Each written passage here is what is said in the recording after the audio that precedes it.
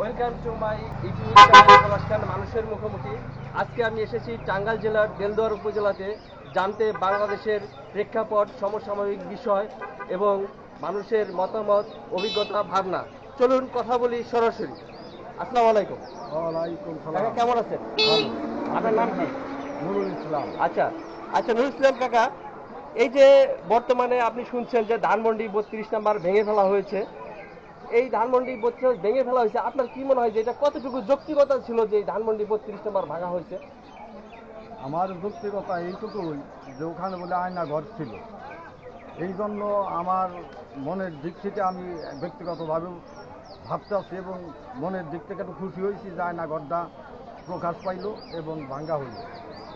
আচ্ছা, তো এই যে ভাঙা হলো, এই ব্যাপারে কি আপনি খুশি আছেন যে একটা ফ্যাসিস্টের আতুর ঘর যেখান থেকে সন্ত্রাসী কর্মটা পরিচালিত হইতো সেটা ভাঙা হয়েছে, তো এটা ভাঙার কারণে কি আপনি খুশি আছেন?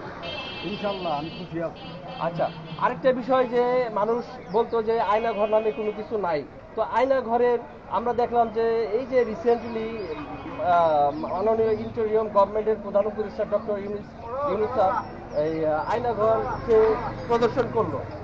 র্যাব র্যাব হেডকোয়ার্টার দুইটা এবং ডিজিএফআই হেডকোয়ার্টারে একটা। তো এই যে উনি আয়না ঘর প্রদর্শন করলো, তো এই যে এই ব্যাপারে আপনার কি মতামত? আয়নাঘর সত্যি সত্যি পাওয়া গেলো, এখন আপনার অভিমত কি? আমার অভিমত হইল আমাদের দেশের বর্তমান প্রধানমন্ত্রী এবং আরও এই প্রশাসনিক কর্মকর্তারা, তারা খুব ঊর্ধ্বতন কর্মকর্তা, তারা তো আর মিথ্যা কথা বলতে পারে না। তাদের কথার উপরই আমরা নির্ভর করে আমার মনে হচ্ছে যে ঘটনা সত্য এবং এটা ভাঙ্গা যুক্তিসঙ্গত। আচ্ছা, তো আপনি কি মনে করেন যে আওয়ামী লীগ আর রাজনীতি করার অধিকার রাখে, এটাকে আপনি মনে করেন? না, এই আয়না গল্প সঙ্গে যদি কথা বলি তাহলে আওয়ামী লীগ তাদের রাজনীতি করতে পারবে না, কারণ তারা বরাবরই তাদের একটা এই আয়নাঘর তৈরি করে আমাদের দেশের ক্ষতি করবে। আমি না হই, আমার ভাই একজন আছে, আরও যেই হোক আমার দেশের মানুষই তো ক্ষতিগ্রস্ত করতেছে। একটা দলের জন্য তো এটা ঠিক না যে তারা ওই আয়নাঘর তৈরি করে সেখানে মানুষ নিয়ে মারবে। এটা তো না, আইন আছে, আইনের মাধ্যমে যদি তার অপরাধ হয় তাকে জেল হোক, সেটা কোনো সমস্যা নাই। আচ্ছা, ধন্যবাদ কাকা। আচ্ছা কাকা, আপনি কিছু বলবেন যে আহ, এই যে ধানমন্ডি 32 শেখ মুজিবের বাড়িটা যে ভাঙ্গা ফেললো, তো এই ব্যাপার কি আপনি কি কি মনে করেন? ভাঙাটা কি ঠিক হয়েছে না ঠিক হয় নাই? ঠিক হয়েছে। আচ্ছা, কেন ঠিক হয়েছে কাকা? হয়েছে তারা এই দেশে অনেক অনেক ক্ষতি হয়েছে। বড় বড় লোক গুনে, ভালো ভালো লোক গুনে তার জন্য দেশের জন্য ক্ষতি। আচ্ছা, তো আপনি কি মনে করেন যে আওয়ামী লীগ আর রাজনীতি করার অধিকার রাখে? না, তারা আসুক, যদি তারা ভালো হয়ে আসতে পারে আসুক। আচ্ছা, আপনার কি মনে হয় তারা ভালো হয়ে আসতে পারবে, এরকম মেন্টালিটি কি তাদের আছে? কারণ বিগত 16 বছর তারা রাজনীতি করছেন, সেইখানে ভালো কিছু তারা দেখাইতে পারে না জনগণকে। তো আপনার কি মনে হয় তারা আবার ভালো হয়ে আসতে পারবে? তাহলে আমি তারা মনে করি ভালো ভালো যদি হয় তারা আসবে, আর যদি না হয় তারা আসতে পারবে না। আচ্ছা আচ্ছা, ধন্যবাদ কাকা আপনার মূল্যবান মতামতের জন্য। আমরা ডিয়ার ভিউয়ার্স, আমরা আরো কিছু লোকের কাছে যাব, দেখি এই এই এলাকার সাধারণ মানুষ কি বলে বর্তমান প্রেক্ষাপট, বাংলাদেশের প্রেক্ষাপটে এবং তাদের ভাবনাগুলো কি। চলুন দর্শক, আমরা আর কয়েকজন কাছে যাব। তো এই যে আপনি জানেন যে বিগত সময় খুব রিসেন্টলি ধানমন্ডি 32 নম্বর ভাঙা হয়েছে। হ্যাঁ, তো ধানমন্ডি 32 নম্বর ভাঙা হয়েছে, তো এই ভাঙার পিছনে আপনার কি মনে হয় যেটা কতটুকু যৌক্তিকতা আছে? এটা ব্যক্তিগত সঠিক আছে আমাদের জনগণের মতামত। আচ্ছা, ডিয়ার ভিউয়ার, জনগণ রায় দিচ্ছে যে এটা ভাঙার যৌক্তিকতা 100%। আচ্ছা, বর্তমান আরেকটা বিষয় সেটা হচ্ছে যে বর্তমান সরকারি উপদেষ্টা সহ আরো বেশ কিছু উপদেষ্টারা আয়নাঘর প্রদর্শন করছেন। তো এই যে আয়নাঘরের যে সন্ধান পাওয়া গেল, মানুষ আগে বলতো যে আয়নাঘর আছে বা নাই, এই ধরনের একটা মানুষের ভিতরে একটা কনফিউশন কাজ করতো, তো এখন তো পাওয়া গেল, তো এই ব্যাপারে আপনার কি মতামত? হ্যাঁ, এটা সঠিক। এটা তো আগে মিথ্যা কথা গুজব ছিল। আয়নাঘর যে ছিল না, পাবলিক এটা জানতো না, এখন সবাই পরিচিত বা জেনে গেছে। এটা সত্য ঘটনা। আচ্ছা, তো আপনি কি মনে করেন যে আওয়ামী লীগ এখন রাজনীতি করার কোনো অধিকার রাখে? না, কোনো অধিকার নয়, কোনো অধিকার নয়। ডিয়ার ভিউয়ার্স, শুনলেন সাধারণ মানুষের অসাধারণ কথা। বাংলাদেশের প্রেক্ষাপট এবং সমসাময়িক বিষয় নিয়ে। আসলে আমাদের দেশের মানুষ রাজনৈতিকভাবে সচেতন। রাজনৈতিক দল যতই মনে করুক যে সাধারণ মানুষ কিছু জানে না, আসলেও তার সবই জানে। তো আমরা আরো কিছু মানুষের কাছে যেতে যাচ্ছি, শুনতে যাচ্ছি যে তারা কি বলে। ভাইয়া, আপনার নামটা কি? আমার মালিক শিখবে। আচ্ছা, মালিক সিকদার ভাই, আপনি কি মনে করেন যে ধানমন্ডি 32 অর্থাৎ যেটা শেখ মুজিবের বাড়ি বলে, এটা ভাঙা হয়েছে, এটা কতটুকু যৌক্তিকতা আপনি মনে করেন? এটা তো আসলে আমরা দেখি নাই, শুনছি। যদি সঠিক হয়ে থাকে তাহলে কাজ ঠিকই করছে। আচ্ছা, ধন্যবাদ। আচ্ছা, আয়নাঘর তো আগে ছিল না, এখন তো বর্তমান সরকারের উপদেষ্টা সহ সবাই আয়নাঘর প্রদর্শন করছে। তো এখন তো আয়নাঘর আছে। তো এখন এই যে বিগত ফ্যাসিস্ট যে আওয়ামী লীগ সরকার ছিল, তাদের ব্যাপারে আপনার অভিমত কি? আমি মনে করি এই সরকার অবৈধ সরকার। আমরা এত বছর দেখে আসতেছি কোনো নির্বাচন, আমি নিজেও ভোট দিতে পারি নাই। আমি নিজে ভোট দিতে পারি নাই। অবৈধ সরকার যা কিছু করছে, এগুলো রং করছে, সেই হিসেবে আমি মনে করি তার আইনের আওতায় এনে বিচার করা উচিত। আচ্ছা, ধন্যবাদ। আসসালামু আলাইকুম। আচ্ছা, আপনার নাম কি? হায়দার মিয়া। হায়দার মিয়া। জি। আচ্ছা, আপনি কি মনে করেন যে আওয়ামী লীগের রাজনীতি করা উচিত এই দেশে? না, এই দেশে আওয়ামী লীগের নাম নিশানাই থাকা উচিত না, কারণ এগুলো তো স্বৈরাচার। এরা দেশ বিরোধী কাজ করছে, 2টা মানুষ মারছে, হাজার হাজার লোক এই দেশে মানুষগুলো মেরে ফেলাইছে, নিরীহ মানুষ, ভালো মানুষ, তাদেরকে মেরে ফেলাইছে। কাছে এই দেশে এই আওয়ামী লীগের শেকড়ি থাকা ঠিক না। আচ্ছা, ধন্যবাদ। খারাপ লোক। আচ্ছা, ধন্যবাদ। আচ্ছা, দর্শক, আরো কিছু মানুষের কাছে যেতে চাই আমরা, দেখি সাধারণ মানুষ কি বলে। দেখি এই সাইড থেকে। আসসালামু আলাইকুম ভাই, কথা বলতে চাই আপনার সাথে। আচ্ছা আচ্ছা, আপনারা দেখছেন যে ধানমন্ডি 32 নাম্বার ভাঙ্গা ফেলা হয়েছে বিগত সময়ে। তো এই ধানমন্ডি 32 নাম্বার যে ভাঙা হয়েছে, এটার যৌক্তিকতা কতটুকু? আপনি কি মনে করেন যে এটা ঠিক হয়েছে কিনা ব্যাঠিক হয়েছে? আসলে ভাই আমরা তো রাজনীতি করি না, রাজনীতির কোনো খবরও জানি না। সাধারণ মানুষ হিসেবে একটা ওপিনিয়ন থাকে, সেই ওপিনিয়ন দেবেন আপনি। ওই হিসাবে আমার মনে হয় ঠিক হয় নাই, ভাঙ্গা ঠিক হয় নাই, ওটা আর দেশের সম্পদ নষ্ট করছে। আচ্ছা, আমি একটা কোশ্চেন করি এখন। আপনি জানেন যে 2014 সালে মেবি খালেদা জিয়ার বাড়ি ভাঙা হয়েছিল এবং দিয়ে বের করে দেওয়া হয়েছে বাড়ি থেকে। তো এবং সেইখানে ওনাকে বাড়ি থেকে বের করে দেওয়ার পরে সেখানে হাইরেজ বিল্ডিং করে যে পিলখানায় যে আর্মিদেরকে হত্যা করা হয়েছিল, তাদের ওয়াইফদের একটা করে ফ্ল্যাট দেওয়া হয়েছে। তো সেইটার কতটুকু যৌক্তিকতা দেখেন আপনি? এটার তো ভাই খালেদা জিয়ার যে বাড়ি থেকে বাই করে দিচ্ছে, ওটা একেবারে শেখের বিডি একবারে না খারিজ কাম করছে। ওই কাজ করা, ওইটা যদি না খারিজ করে, তাহলে এইটা আবার খারিজ কাজ হলো কিভাবে? এটা আসলে ভাই আমি এই দিক থেকে চিন্তা করে বলছি যে দেশের সম্পদ নষ্ট হয়েছে, এই দিক থেকে চিন্তা করে বলছি। কিন্তু সেখান থেকে তো সব মনে করেন সন্ত্রাসী কর্মকাণ্ড পরিচালিত হইতো, ওইখান থেকে সন্ত্রাসী কর্মকাণ্ড আখড়া ছিল। নিচে বলে আয়না ঘর বানাইছে, আয়না ঘরের কথা শুনলাম এই যে 2 দিন আগে। তাহলে এখন বলেন যে এটা ভাঙা যৌক্তিকতা আছে কিনা? না, ভাঙ্গা এই হিসাবে ভাঙ্গার যৌক্তিকতা আছে, ওইটা ভাঙ্গা ঘুরিয়া দিক। আচ্ছা দর্শক, আপনি কি মনে করেন যে আওয়ামী লীগ রাজনীতি করার অধিকার রাখে? রাজনীতি করার অধিকার রাখি, কিন্তু এখন বর্তমানে যে পরিস্থিতিতে দাঁড়াইছে তাতে আসলে কোনো যোগ্যতা নেই, আমার ক্ষেত্রে থেকে কোনো যোগ্যতা নেই। আচ্ছা দর্শক, আমরা আরেকজন লোকের কাছে যাব, শুনবো আওয়ামী লীগ নিয়ে এবং দেশ নিয়ে তার কি ভাবনা। আচ্ছা, আপনি কি মনে করেন যে যে ধানমন্ডি 32 নাম্বার যে ভাঙা হয়েছে, এই ব্যাপার কতটুকু যৌক্তিকতা? না, যৌক্তিকতার মধ্যে কিন্তু বর্তমানে যে প্রেক্ষাপটে যেভাবে হয়েছে তাতে সেই হিসাবে কিন্তু চলে না। এটা বাঙ্গাও এক হিসাবে যুক্তি হয়, ঠিক হয় নাই, আর হিসাবে কিন্তু অতীতে যে ঘটনা ঘটাইছে সেই হিসাবে ঠিক আছে। আচ্ছা আচ্ছা আচ্ছা, আপনি শুনছেন যে আয়নাঘর নামক, আগে মানুষ বলতো কাল্পনিক, আয়নাঘর নামক কোনো কিছু নাই। তো এখন তো প্রধান উপদেষ্টা সহ আরো কিছু উপদেষ্টা এই আয়নাঘর প্রদর্শন করছে, এখন তো আয়নাঘর দৃশ্যমান।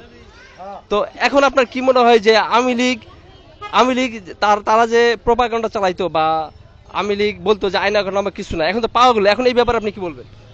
পাওয়া গেলে দেশে যারা পরিচালনা করে তারা যেভাবে সিদ্ধান্ত নেয় ওইটা আমরাও মাইনে নিব। আপনি কি মনে করেন যে আওয়ামী লীগ রাজনীতি করার অধিকার রাখে? ওরা যারা আছে দেশ পরিচালনা করে, প্রশাসন আছে, তারা যদি যেটা মনে করে ওইটা আমরা সিদ্ধান্ত মাইনে নিব, আমরা তো একা সিদ্ধান্ত নিতে পারি না। আচ্ছা, ঠিক আছে। ডিয়ার ভিউয়ার্স, আমরা আরো কিছু লোকের কাছে যাব, দেখি সাধারণ মানুষ আরো কিছু বলে। যে আওয়ামী লীগ এই দেশে রাজনীতি করার কোনো অধিকার রাখে? অধিকার রাখে না, অধিকার রাখে না।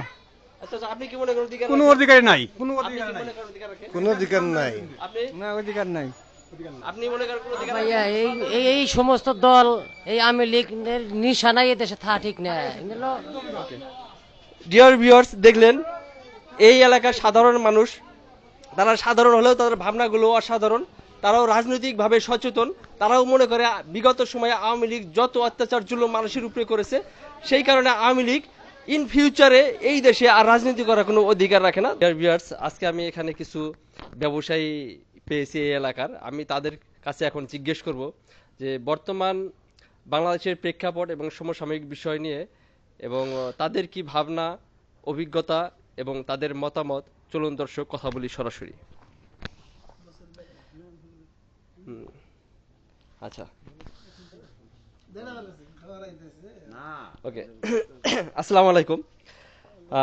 আমি প্রথমে যাচ্ছি যেখানে একজন বয়োজ্যেষ্ঠ মুরব্বী, এলাকার সম্মানিত মুরব্বী, তো তাকে আমি এখন জিজ্ঞেস করবো, আচ্ছা এই যে রিসেন্টলি ধানমন্ডি 32 যে ভাঙ্গা হয়েছে, এই যে অনেকেই বলতেছে যে এটা ভাঙ্গার কোনো যৌক্তিকতা নাই, এটা দেশের সম্পদ ছিল, তো এই ধানমন্ডি 32 নাম্বার ভাঙ্গাটা কতটুকু যৌক্তিক এটা আপনার কাছে মনে হয়, কাইন্ডলি বলেন। আলহামদুলিল্লাহ, বর্তমান প্রেক্ষাপটে যে প্রশ্নটা করছে খুব সুন্দর একটা প্রশ্ন করছে। এটা ভাঙ্গা ইসলামী দৃষ্টিতে আমি মনে করি ফরজ ছিল, ফরজ একটা কাজ আদায় হয়ে গেছে। কারণটা হলো এটা না ভাঙলে এই বেইমানটা দমতো না। 2 নাম্বার কথা হলো এই শয়তানের যে লিডার শেখ হাসিনা, তার যে দূষররা, এরাও দমতো না। 2 নাম্বার কথা, তার ঘরটা ভাঙার কারণে, বিল্ডিং ভাঙার পরেই বিল্ডিং এর নিচতলায় যে জিনিসগুলো বাইর হচ্ছে, মাগর পালে, সেখানে কত মানুষ যে হত্যা করে ওই মাগরের পেটের মধ্যে প্রবেশ করাইছে একমাত্র শেখ হাসিনা স্যার, আর কেউ জানে না। এই জন্য এটা 100-র মধ্যে 100 যুক্তিক কাজ হয়েছে। এই সমস্ত শুধু তারটাই নয়, সারা বাংলাদেশের প্রত্যেকটা 64 ডিস্ট্রিক্টেই যারা এই সমস্ত শয়তানদের বড় বড় লিডার আছে, প্রত্যেকটা লিডারের ঘরগুলোকে ভেঙে চুরমার করে তাদের নিচে কি আছে সমস্ত কিছু উদ্ঘাটন করে দিতে হবে। তারপর আরেকটা কথা, এখান থেকে অনেক কিছু বাইর হচ্ছে, লাশ বাইর হচ্ছে, আয়নাঘর বাইর হচ্ছে, এগুলা যদি না ভাঙতো, এই ছাত্ররা যদি এরা উদ্যোগ না নিত, তাহলে এই ফেসিবাদী শয়তানের মুখ উন্মোচন হতো না। এইটা ভাঙার কারণে এই শয়তানের মুখটা এখন উন্মোচন হয়েছে, এবং এই দলের, এই ফেসিবাদী বেঈমান শয়তানের দলেরা এখন অনেক স্তব্ধ হয়ে গেছে যে আমাদের সব নাশকতা তো সবই ব্রাস্ট হয়ে যাচ্ছে। এজন্য আমি মনে করি 100% যৌক্তিকতা, 100% ভালো একটা কাজ হয়েছে তার এই 32 নাম্বার বাড়িটা ভাঙা। আচ্ছা, ধন্যবাদ মুরব্বী, সম্মানিত মুরব্বী, আপনার অভিজ্ঞতা লব্ধ কথা বলার জন্য। আমি লাস্ট আপনাকে আরেকটা প্রশ্ন করবো, সেটা হচ্ছে যে এই যে আওয়ামী লীগের যে ফ্যাসিজম, যে সন্ত্রাসী কার্যক্রম, এই যে ধানমন্ডি 32 নাম্বার ভাঙ্গার মাধ্যমে বের হয়ে এলো, তো আপনি কি মনে করেন যে এই আওয়ামী লীগ আবার এই দেশে রাজনীতি করার কোনো সুযোগ পাবে, বা তাদের সুযোগ দেওয়া ঠিক হবে কিনা, বা ভবিষ্যতে সে রাজনীতি করতে পারবে কিনা, এই ব্যাপারে আপনি কি বলেন? আলহামদুলিল্লাহ, আর একটা গুরুত্বপূর্ণ প্রশ্ন। আমি মনে করি তারা এখানে আসবে তো দূরের কথা, তারা এই বাংলার জমিনে যে মাটির মধ্যে হাঁটবে, ওই মাটিটুকু কুদাল দিয়ে চাইছে একদম বঙ্গোপ সাগরে ফেলে দিতে হবে। কারণ এই শয়তানেরা যে মাটির উপর দিয়ে হাঁটছে, ওই মাটিও বাংলার জমিনে থাকতে দেওয়া হবে না। কারণ এরা ফেসিবাদী না, শুধু এই শয়তান, ইবলিশ শয়তানকেও তারা হার মানাইছে যে সমস্ত কাজ করছে। এই জন্য সম্মানিত ভাইরা, এই শয়তান যেখানেই থাক, এই শয়তানদের দুর্বৃত্ত করতেই হবে। আর এদেরকে নির্বাচন তো দূরের কথা, ও টার্গেট নিচ্ছে 41 বছর পর্যন্ত থাকবো। এই দিন যাচ্ছে, বাংলাদেশ ইসলামের জাগরণ সৃষ্টি হচ্ছে। আমার মনে হয় বাংলাদেশ আল্লাহর জমিনে যতদিন থাকবে, এই আল্লাহর জমিনে মনে হয় আওয়ামী লীগ আর মাথা উঁচু করতে পারবে না। এবং কি জয় বাংলাই কোক আর হাসিনাই কোক কর সাথে সাথে ওদের এমন অবস্থা হবে, ওদের তাজা মানুষ মাটির মধ্যে পুঁতিয়ে ফেলা হবে। এই পরিবেশ ইনশাল্লাহ সামনে এই গঠন হয়ে যাবে ইনশাল্লাহ। ধন্যবাদ আপনার গুরুত্বপূর্ণ কথা রাখার জন্য। আমি আরেকজন ভাইয়ের কাছে যাব, তার কাছে আমার প্রশ্ন হচ্ছে যে এই যে আয়নাঘর, এই আয়নাঘরটা ছিল মানুষের কাছে কাল্পনিক একটা বিষয়বস্তু, কিন্তু আমরা দেখলাম বিগত সময়ে এই গভর্নমেন্টের প্রধান, যে সরকার প্রধান ডক্টর ইউনূস এবং তার সাথে আরো কিছু সরকার উপদেষ্টারা এই যে আয়নাঘর তারা ভিজিট করলো, তো এখন তো আয়নাঘর সবার সামনে উন্মুক্ত হলো, তো এই আয়নাঘর নিয়ে আপনার কি মন্তব্য? জি, ধন্যবাদ আপনাকে। আসলে জাতির কাছে এটা স্পষ্ট হওয়া খুবই দরকার ছিল যে আয়নাঘরটা আসলে কি। যেহেতু গতকালকে অনেক এই এর মাধ্যমে, মিডিয়ার মাধ্যমে, এবং তারা সরাসরি গিয়ে সেটা পরিদর্শন করেছে, সেখানে গিয়ে অনেক মানুষকে কিভাবে নির্যাতন করা হয় সেই জিনিসগুলো এখানে তারা স্পষ্ট করে দিয়েছে। অনেক ভাই সেখানে উপস্থিত ছিল, তারা নিজেরা সেটা ভুক্তভোগী ছিল। আমি মনে করি যে এটাকে জাতীয় জাদুঘর হিসেবে যদি রেখে দেওয়া হয়, তাহলে পরবর্তী প্রজন্ম যারা আছে তারা জানতে পারবে যে একজন ফ্যাসিস্ট সরকার এদেশে ছিল, সে এইভাবে মানুষদেরকে নির্যাতন করে এখানে তারা তাদের উপর এরকম ভাবে অত্যাচার নির্যাতন করে একটা আলাদাভাবে তারা একটা জায়গা বানিয়েছিল, যেটা বিচারিক কায়দা বাদ দিয়ে নতুন ভাবে তারা নিজেরাই মন মতো করে তাদেরকে সেখানে তারা সাজা দেওয়ার জন্য এই ধরনের কার্যক্রম তারা পরিচালনা করতো। আমি মনে করি এটা জাতীয় জাদুঘর হিসেবে রেখে দিলে পরে পরবর্তী প্রজন্ম সবাই এখান থেকে শিক্ষা নিতে পারবে যে তারা এইভাবে করার কারণে তারা ইতিহাস থেকে তারা এইভাবে মুছে গেছে, তারা কোনোদিন আর এখান থেকে আর আসতে পারবে না ইনশাল্লাহ। জি, আমি এটাই মনে করি। আসসালামু আলাইকুম। ধন্যবাদ ভাই আপনার মূল্যবান বক্তব্য রাখার জন্য। তো আমার আরেকটা কোশ্চেন, সেটা হচ্ছে যে আপনি কি মনে করেন যে এই আওয়ামী লীগকে রাজনীতি করার জন্য আরেকটা সুযোগ দেওয়া উচিত জনগণের পক্ষ থেকে? আপনি কি মনে করেন সেটা? যে বাংলাদেশ আসলে গণতান্ত্রিক দেশ, তবে তারা যে ধরনের কাজগুলো করেছে তারা এই গণতান্ত্রিকের কোনো কাজই তারা করতে পারেনি। তারা যে কাজগুলো করেছে, যেটা তারা এই জামাত শিবিরের উপর নাম দিয়ে তারা শুধু বলতেছে তারা জঙ্গি সংগঠন, তারা জঙ্গি সংগঠন, কিন্তু মূলত জঙ্গি সংগঠন হচ্ছে এই আওয়ামী লীগ। তারা নিজেরাই জঙ্গি সংগঠনের কাজগুলো করে জামাত শিবিরের উপর তারা চাপিয়ে দিয়েছিল। আজকে পুরা দেশবাসী সবার কাছে এটা স্পষ্ট প্রমাণিত হয়েছে, তারা এই ছাত্রদের উপর একেবারে প্রকাশ্যে গুলি করেছে, প্রকাশ্যে তাদের উপর প্রায় 2000-এর মতো মানুষ হত্যা করেছে সমসাময়িক। আর ইতিপূর্বে তো বিডিআর হত্যা থেকে শুরু করে আরো যত প্রকার হত্যা সংগঠিত যা হয়েছে সবই ফ্যাসিস্ট সরকার করেছিল। সেজন্য আমি মনে করি যে এদের আর রাজনীতি করার এদেশে কোনো অধিকার নাই, তারা এদেশে রাজনীতি করার অধিকার সুযোগ পাবেন ইনশাআল্লাহ। জি। আচ্ছা, আমি আরেকটা বিষয়ে আপনার কাছে প্রশ্ন করব, সেটা হচ্ছে যে আমাদের বাংলাদেশের জন্ম নেওয়া এক কুকুর নিজুম মজুমদার, আপনি নিশ্চয়ই শুনছেন কিনা, সে রিসেন্টলি ইন্ডিয়ান এক গণমাধ্যমে সাক্ষাৎকার দিয়েছে যে ইন্ডিয়ার উচিত এই দেশে আক্রমণ করা, এবং সে এই দেশে জন্মগ্রহণ করেছে এবং সেই জন্য সে লজ্জিত, এবং সে এই বিষয়টাকে সে ঘৃণা ভরে দেখে। তো এই নিজুম মজুমদার যে বাংলার কুকুর, ও সম্পর্কে আপনি কিছু বলেন যে ও এই সাক্ষাৎকারটা কিভাবে দিল যে ইন্ডিয়ার উচিত বাংলাদেশের উপর আক্রমণ করা? আসলে সে বাংলাদেশি লোক হলেও সে বাংলাদেশকে ভালোবাসে না। সে এমন এক ক্যাটাগরির মানুষ, সে তো ইসলামই বুঝে না। ইসলাম না বোঝার কারণে তার মনের ভিতরে যে দুনিয়ার যে ধ্যান ধারণা, সে ধ্যান ধারণায় সে বড় হয়েছে। আমরা মনে করি সে দেশদ্রোহিতার একটা লঙ্ঘন করেছে। তারপর হচ্ছে আমরা আমাদের প্রতিবেশী রাষ্ট্র ইন্ডিয়াকেও আমরা বলতে চাই যে তারা যদি কারো কুপরামর্শে যদি কোনো ধরনের সিদ্ধান্ত নেয়, তাহলে সেটা তাদের আত্মঘাতী সিদ্ধান্ত হবে। তারা নিজেদের ক্ষতি তারা নিজেরাই করবে। আর এজন্য যারা আমাদের এই দেশের বিরুদ্ধে যারা লাগবে, তারা যেখানে যাক পৃথিবীর কোথাও তারা শান্তিতে থাকতে পারবে না। কারণ এটা হচ্ছে আমাদের দেশ, আমরা দেশকে ভালোবাসি, এই দেশকে নিয়ে আমরা শান্তি থাকতে চাই। যারা এই দেশের বিরুদ্ধে অবস্থান নিবে, আমরা সবাই মিলে তার বিরুদ্ধে অবস্থান নিব। জি, যারা দেশের বিরুদ্ধে অবস্থান নিবে, আমরা সবাই মিলে তার বিরুদ্ধে অবস্থান নিব ইনশাল্লাহ। যে আমরা এই দেশের পক্ষ থেকে ঘৃণা ভরে তাকে আমরা প্রত্যাখ্যান করেছি তার কথাগুলো। আচ্ছা, ধন্যবাদ ভাই আপনার মূল্যবান বক্তব্য রাখার জন্য। আমি এখন আরেক ভাইয়ের কাছে যাব, তার কাছে আমার একটি প্রশ্ন হচ্ছে যে আচ্ছা, এই যে রিসেন্টলি শেখ হাসিনার যেই বক্তব্যের কারণে ধানমন্ডি 32 নম্বর ঘুরিয়ে দেওয়া হলো, তার সেই দীর্ঘ বক্তব্য যে বৈষম্য বিরোধী ছাত্রদের উদ্দেশ্যে, ছাত্র জনতার উদ্দেশ্যে সে যে ভাষণ দিয়েছিল, সেই ভাষণে সে বলেছে যে আবু সাইদ, মীর মুগ্ধ, তাদের মৃত্যু এআই দিয়ে ক্রিয়েট করা, এআই দিয়ে বানানো। তার এই বক্তব্যের ব্যাপারে আপনার কি প্রতিক্রিয়া? বিসমিল্লাহির রহমানির রহিম। আসলে যার ভিতরে মনুষ্যত্ব থাকে, যদি কোনো মানুষের ভিতরে মনুষ্যত্ব থাকে, সে সবসময় বলে আসছে আমাদের পুলিশ মারা গেল, আমাদের অমুক মারা গেল, যেগুলোর জন্য তার এই দুঃখ হয়। কিন্তু বাংলাদেশের আম জনতা, সাধারণ পাবলিক, যে ছাত্র জনতা মারা গেল, তার জন্য তার একটু মায়া হয় না। এই পরিপ্রেক্ষিতে উনি যে কথাগুলা বলছে, উনি যে বক্তব্য দিছে, ওই বক্তব্যের পরিপ্রেক্ষিতে ওনার তো আর বাংলাদেশের সবকিছু মুছে দেওয়া উচিত। এই জন্যই ওই মুছে দেওয়ার অঙ্গীকারটা ছাত্ররা ফেরাবার নিছে। 32 নম্বর এই বাড়িটা আমার দৃষ্টিতে যেটা মনে হয়েছিল যে অর্থনৈতিক দিক দিয়ে কিছু ক্ষতি হবে, কিন্তু না, অর্থনৈতিক ক্ষতি হলেও এটাই উনি সবাইকে শিখাচ্ছে যে আমি যেরকম ভাঙছি আমারটাও তোমরা ভাঙো। কারণ উনি এই ভাঙা গড়ার জিনিসটা উনি এই দেশের নিয়ম প্রথাটা চালু করেছে। এজন্য এটা নিয়ে বিতর্ক ওনারটাই বেশি। কারণ এটা শেখ হাসিনার যে ভুল ছিল, সে ভুলের প্রায়শ্চিত্ত উনি পায়নি। ওনার ভুলের প্রায়শ্চিত্ত পাইতে গেলে ওনাকে দেশে এনে শাস্তি দিতে হবে, দেশে আনার ব্যবস্থাটা করতে হবে। আমি এটাই কামনা করব, ওনাকে যেন দেশে আনা হয় এবং বাংলাদেশের মাটিতে ওনাকে ওই শাস্তি দেওয়া হয় সবার সম্মুখে। আচ্ছা, আমার আরেকটা কোশ্চেন, সেটা হচ্ছে আপনার কি মনে হয় যে শেখ হাসিনা স্বাভাবিক একজন মানুষ? না, উনি স্বাভাবিক মানুষ না। উনি স্বাভাবিক মানুষ না না, উনি স্বাভাবিক মানুষ হতে পারে না কোনোভাবেই। তো ওনার স্থানটা কোথায় হওয়া উচিত?